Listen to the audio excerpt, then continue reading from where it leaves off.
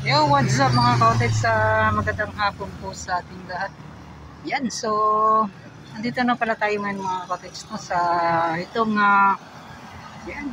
sa Yarda po, sa dito sa may Times Beach. Itong malawak po dito. So ito po ay para po ata paglalagyan ng mga kagamitan, mga heavy equipments dito po sa may Times Beach. So dito banda. At ito po ay posibleng gagawin ding park dito po sa may Times Beach Rotonda. Yan mga kautit. Bago ang lahat, magandang hapon po muli sa ating lahat, sa inyong lahat. Yan, mega shout out.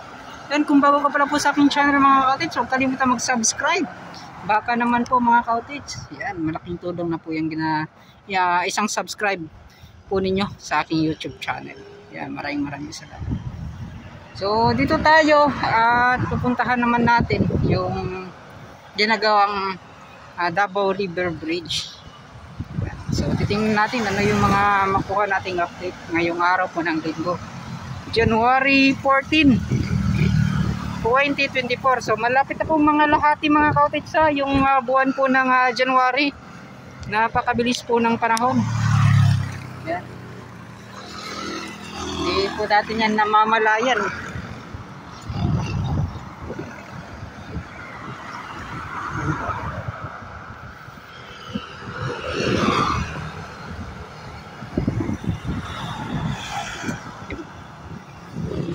So dito may nakita po ako mga kautit dito sa gilid na to.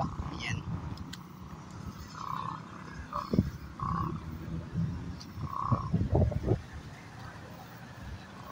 Ay may hapon. Ayan. Yun no. So ito. Ginawan pala nila ng drainage dito banda mga kautit. So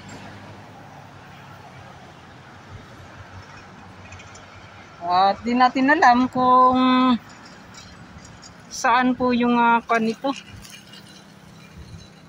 Yun. So siguro magdudugtong dito banda.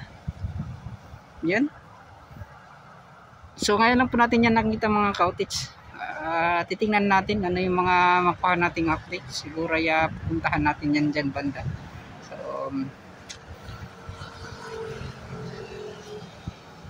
maganda at may mga ganito tayong mga nakikita mga kautits. So try natin, pupuntahan natin yan.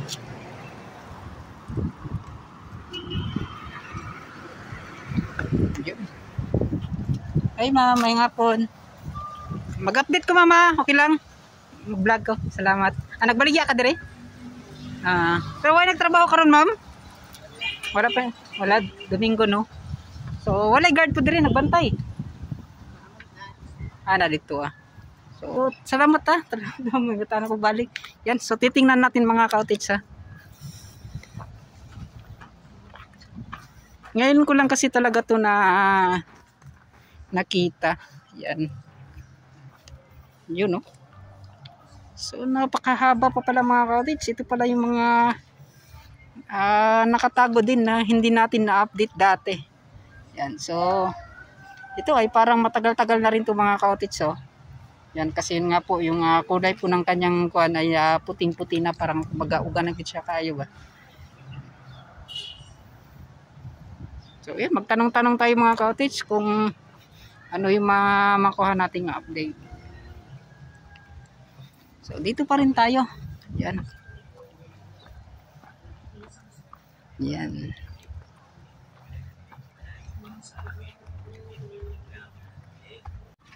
Dito. Kana danaw dito So asa pa man ang panjud ani, sa tumoy pa ang pagbuhat ani? Bulton. Asa Bulton day ang dagan ani? So magsumpay din sa katong dike di ay nga gibuhat. Kaning magsumpay dito sa Davao River gid siya magsumpay no. So yun. So kamo na tuloy-tuloy ng trabaho niya dapit.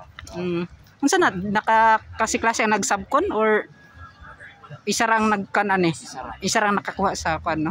So yan, shout out sa nagsubcon ani nga drainage nga gibuhat. Sir, salamat kay sir. Yan, salamat. Pero kamo mga pila ka Pila ka metro naman yung mga natrabaho dito, sir? Amo ako 20 meters. 20 meters taas na. 3 days lang gid nyo gibuhat. Yan, so di basta-basta pud mga ka-cottage, pas-pas pud ng trabaho. Dura ka lang tunga. Nga to ang pagtrabaho ninyo, no? Pas. Pero kani siya siradan gyapon dili na. Open siya, no? So ang kani nga nang padulong man diri sa Muliko or street lang padulong dito? Straight ra ni pro dito na po ni kanal sa hatbang. Ay, kumbaga isumpay ra dira sa kwan. Kumbaga naay murag manhole dira. Tapos dira na mo gawas. So, yun. Sir, salamat kay sa update. Sir, pwede ba ta makato dito? Pwede, no? Update lang tanaw. Sir, salamat kay sir. Yan, shoutout sa inyo. Yan. Salamat ha. Yan. Matos ako dito, sir ha. Yan. Salamat nagtanong po tayo mga cottage itong ginawa nilang drainage. So ito po ay magdudugtong pala papunta doon sa may Bolton Bridge. Sa may Bolton pala. Yan, sa may Davao River.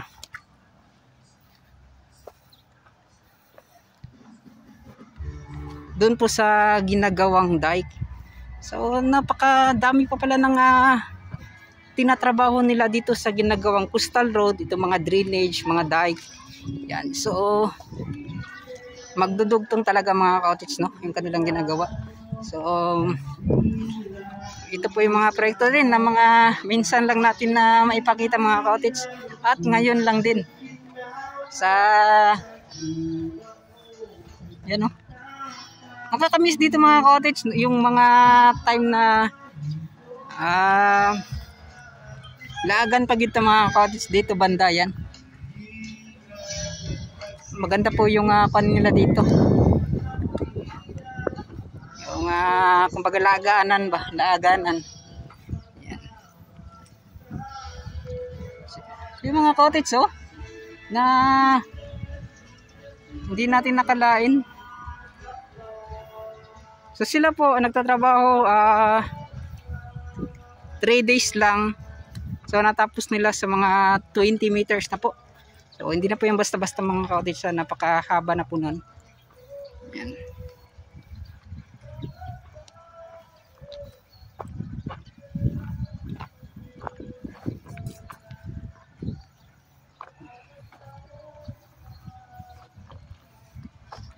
Talagang napakarami ng mga natamaang bahay dito mga cottage.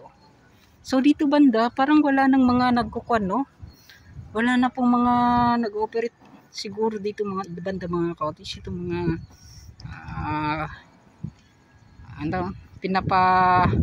antap niyan mga cottage, yung gusto mong mag-video okay dyan. Yan. Ito mga KTV dito.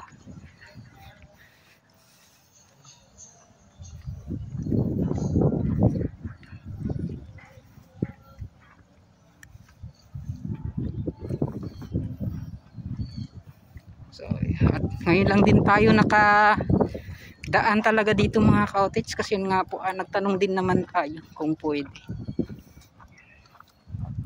So ito, at napakahaba na drainage.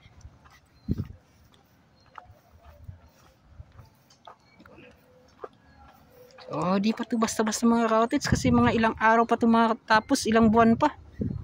Yan.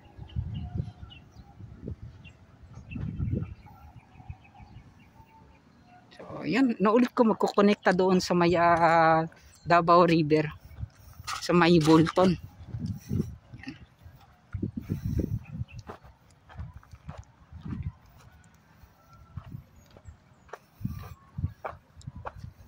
So sa ngayon mga cottage, hanggang dito pa lang po yung kanilang paghukay. Yan, kasi nga po ay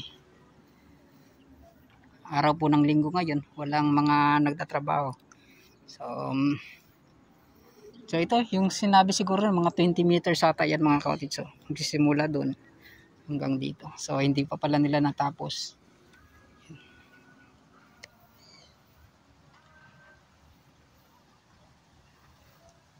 So yun, nandito tayo sa loob mga cottage. Yan. Yan. Itong mga parang lagayan na rin nila ng mga heavy equipments, itong CRBC. Yan mga cottage. Doon din banda. Yan. So tama po yung nakuha natin doon mga cottage. So yun po yung kanilang parang ang tawag niyan. Bunk house. Yan. Or kanilang rest house dito po sa loob. Yan.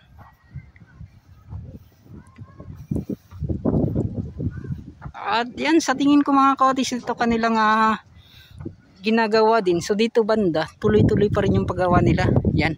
Sa ito, gagawing posibleng park sa loob po mga cottage sa may Times Beach Rotonda. Yan. So, siguro ay yung kanilang ginamit lang sa itong mga CRBC company ay dyan lang po banda sa gilid. Yung kanilang parang nakuhang espasyo. So dito ay itutuloy yan mga cottage. Yan, dito banda. So kahit araw po ng linggo ay marami rin mga nagtatrabaho doon banda mga cottage.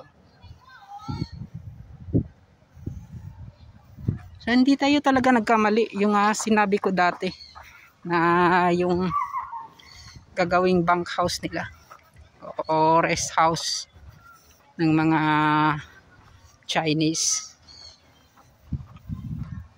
Hindi po biro mga cottage to. Maglalakad ka hanggang doon. Tapos patungo dito. Yan.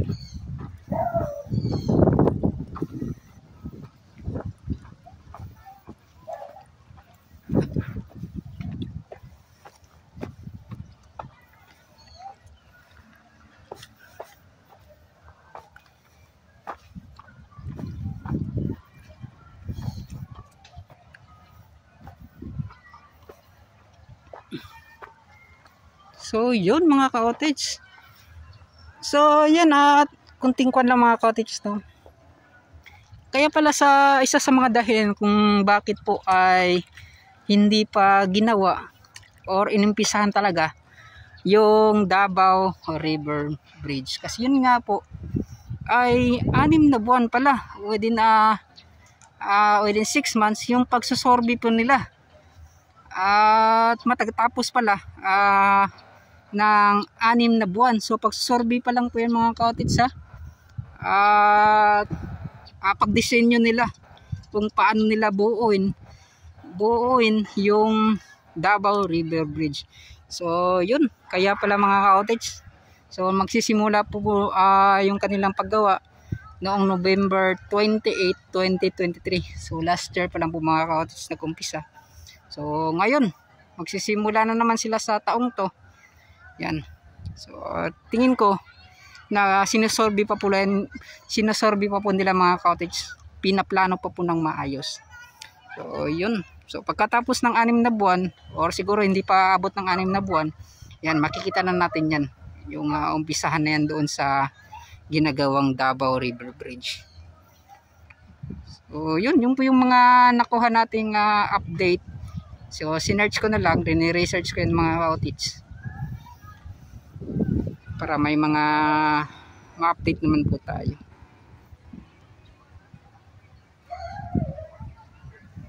Yun. Napakalawak po ng kalupaan dito banda mga cottage. At napakarami ding mga kabahayan. Yung mga tinamaan, mga nakuha mga cottage. So dati po dito banda ay dagat. Yan. At mga kabahayan, so ngayon po ay magiging park na po siya mga cottage at coastal road.